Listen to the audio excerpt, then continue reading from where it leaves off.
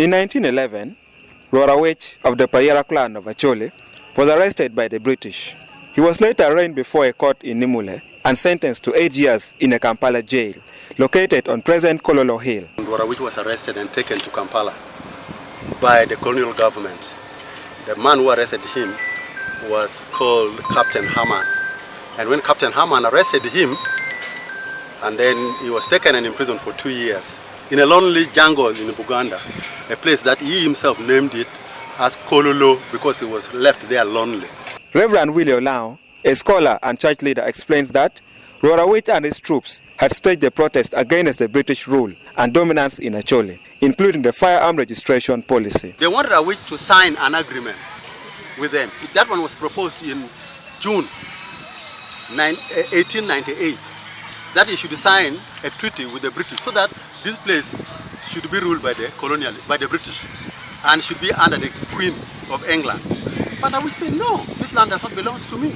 It belongs to the people. I'm just their chief.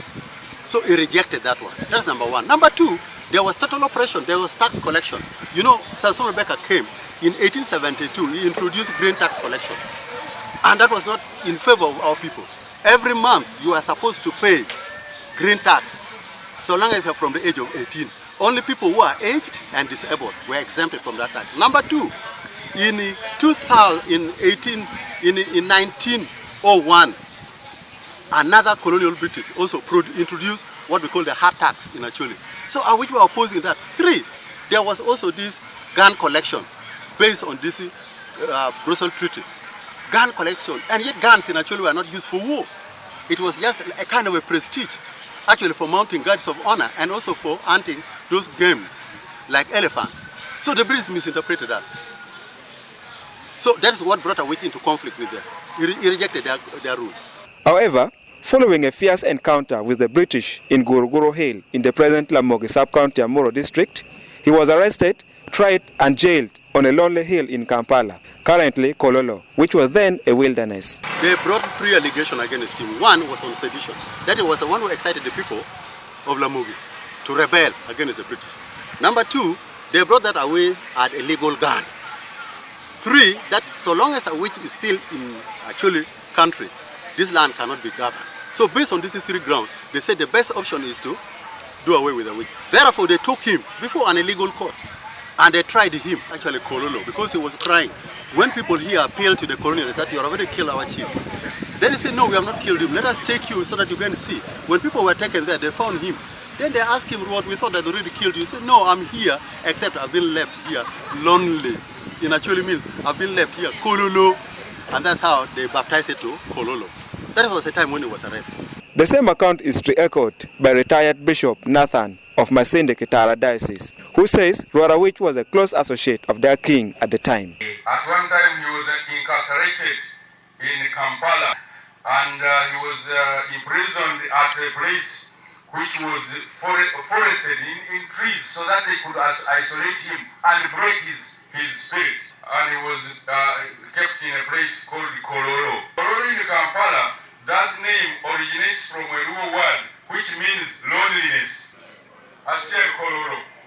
I'm lonely. Bishop Nathan also explains the circumstances leading to the naming of Naguru, also in Kampala. This resulted from the phrase Naguru, translated as Lake Depot, which was mentioned by Rwot Awic to his subject who had visited him in jail. That when his people wanted to see him and they reached late in Kampala, he told them, what are you going to eat? You are going to eat the leftovers in the pot. And hence the word Naguru. It also comes from a Rwot word, Naguru, and the people there could not say Naguru, they said Naguru. Rwot Awic is also remembered for introducing religion and education in the Acholi sub-region, a thing he reportedly learned from the British during his jail term. The first Christian religion and then the first education was brought by Rwot Awic in Acholi land. No, not by British. There's a time Awic unstringed his bow of vengeance against the British and took the good side of the British and ignored the bad part because he would have rejected them all with all their program. In the late 1880s, the British were streamlining their rule in northern Uganda. This was after taking Kabalega out of the way. By 1888, all chiefdoms in the Acholi, including Padibe, Paibona, Pajule, Patero, Pabo, and Pora were under colonial rule. The British employed treaty signings, gift, collaboration, threats and intimidation, trickery, plus divide and rule.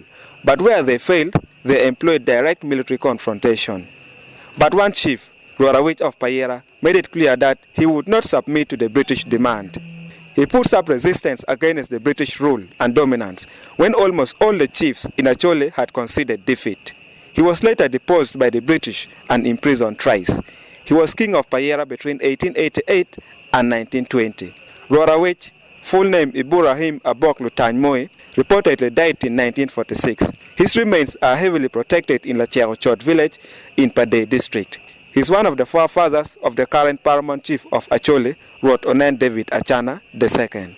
Emmy Daniel Ojara, NTV, Pade district.